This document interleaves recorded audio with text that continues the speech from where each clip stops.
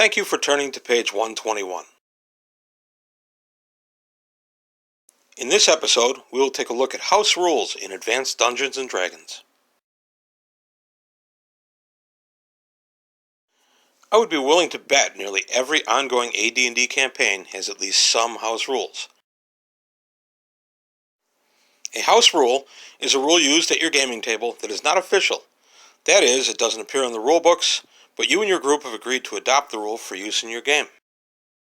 Today I want to go over some of the rules that have been adopted at my group's AD&D gaming table. Strength limitations by gender or race. The AD&D rulebooks have limits as to how strong a character can be based on what race or gender that character is. We threw these limits out early on as we felt they were unfair to anyone who wanted to play a female character and limited several of the non-human player character races. I know this can, and has, resulted in 18 double-aught strength elven female fighters, but that's part of the fun. Spell bonuses for high intelligence for magic users and illusionists. I know this is a common house rule. We established that just as clerics and druids get bonus spells for high wisdom, so should magic users and illusionists gain spells for having high intelligence.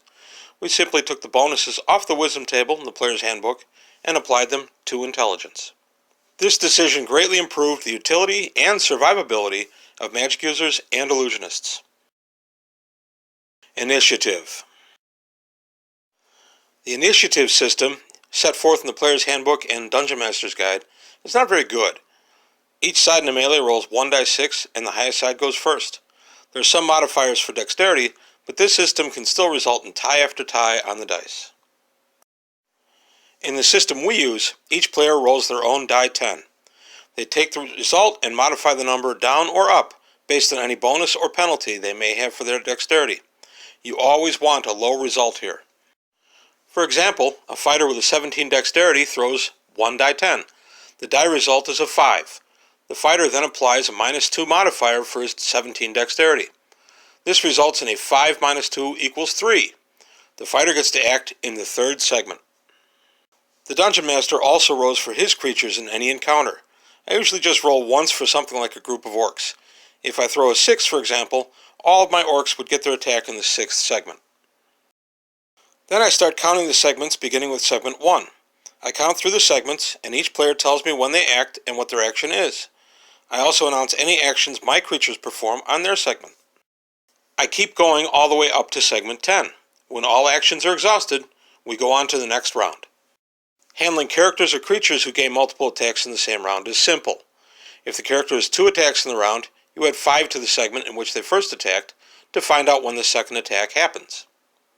If the fighter from my earlier example got 2 attacks in the round, he would swing in segment 3 from his modified die result for a 17 dexterity, and then again 5 segments later in segment 8. When the modified initiative die roll comes up a 5 through 9, the second attack always comes in segment 10. When the initiative die roll is a 10 without modifiers, then both attacks happen in segment 10. If my fighter in my example had 3 attacks in the round, he would attack in segment 3 for the modified die roll, segment 8, adding 5 to the first segment in which he acts, and segment 10 for an attack happening after segment 8. I do not allow more than 2 attacks to happen in segment 10. If my fighter in the above example had a 14 dexterity instead of 17, he would not have an initiative die modifier. And if he rolled a natural 10 in his initiative die, he would only get 2 attacks that round with both happening in segment 10. The third attack would be lost.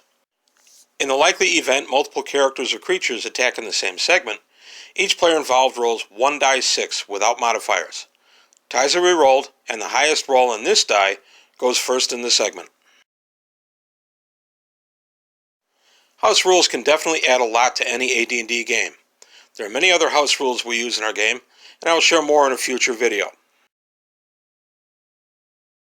Well, that closes the book on another episode of page 121. Please leave your comments below, and if you enjoyed what you saw, go ahead and hit the like button and subscribe to the channel.